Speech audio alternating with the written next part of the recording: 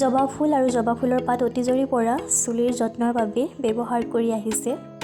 কেনেকুৱা হ'ব?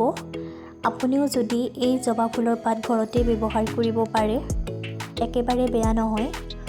বজাৰত চুলিৰ যত্নৰ কোনো সামগ্ৰী কিনিব নালাগে। জবা ফুলৰ পাতেৰে চুলি ধুনীয়া কৰিব পাৰে। ইয়াৰ কোনো পাৰ্শ্বক্ৰিয়া নাই, বৰঞ্চ চুলি ভাল হ'ব, ধুনীয়া হ'ব, চিকমিকিয়া হ'ব, পৰিষ্কাৰ, কোমল আৰু নতুন চুলি গজিব। পলম নকৰাকৈ জবা ফুল অথবা পাতৰ চুলিৰ যত্ন লোৱাৰ বিষয়ে এই ভিডিঅ'টোত খন্তেকীয়াকৈ চাই ল'ব। প্ৰথমতে কমেও 20টা ধুনীয়া পৰিষ্কাৰ জবা পাত ল'ব লাগিব। অলপ পানীৰ লগত ভালদৰে মিহলাই এটা পেষ্ট বনাব। তাৰপিছত এটা পাত্ৰত 3-4 কাপ নাৰিকল তেল কম জুইত গৰম কৰক। এই জবা পাতৰ পেষ্ট ইয়াত খুব ভালকৈ উতলাই লওক, মিহলাই লৈ। তাৰপিছত বহুত ভালকৈ চেকি ল'ব। ঠাণ্ডা হোৱাৰ পাছত এখন চাকনিৰে অথবা এখন কটন কাপোৰেৰেও চেকিব পাৰে। তাৰপিছত এই তেল কমেও এমাহৰ পৰা 2 মাহলৈকে সংৰক্ষণ কৰিব পাৰিব।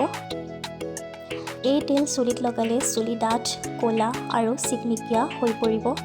প্ৰথমে আপুনি এল'ভেৰাৰ পাতৰ পৰা জেলটো অতি ভালদৰে উলিয়াই ল'ব লাগিব। য'ত আপুনি জবা পাতৰ পেষ্টটো বহুত ভালদৰে মিহলাই ল'ব। মিশ্ৰণটো অলপ গৰম কৰি ল'ব। তাৰপিছত তাৰ লগত নাৰিকল তেল মিহলাই এই মিশ্ৰণটো চুলিৰ গুৰিৰ পৰা মূৰলৈকে খুব ভালদৰে লগাব লাগিব। এই পেকটো লগালে কি কি উপকাৰ হ'ব? জবা পাতৰ বহুত উপকাৰ। জবা পাতে চুলি ভাল কৰাত সহায় কৰে, নতুন চুলি বৃদ্ধিত সহায় কৰে, উফিৰ সমস্যা নিৰাময় কৰে। যিসকলে চুলিৰ অকাল বয়স বৃদ্ধিৰ সমস্যাত ভুগিছে অথবা কম বয়সতে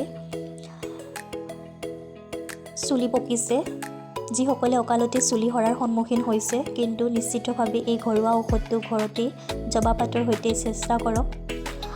আপুনি দেখিব যে আপোনাৰ চুলি ডাঠ, ক'লা, চুলি সৰা বন্ধ হৈছে, চুলিৰ সকলো সমস্যা নিমিষতে নাইকিয়া হৈ গৈছে। আশা কৰোঁ ভিডিঅ'টো চাই আপোনাৰ ভাল লাগিছে।